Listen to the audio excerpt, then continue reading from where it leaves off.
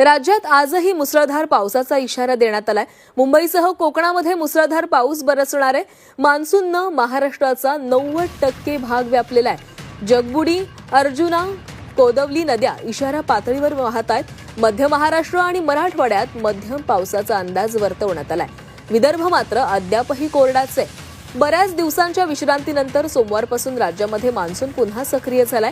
मान्सूननं महाराष्ट्राचा 88 ते 90% भाग व्यापला असल्याची माहिती हवामान विभागानं दिलेली आहे। आजही राज्यामध्ये मुसळधार पावसाचा अंदाज हवामान विभागानं वर्तवलाय।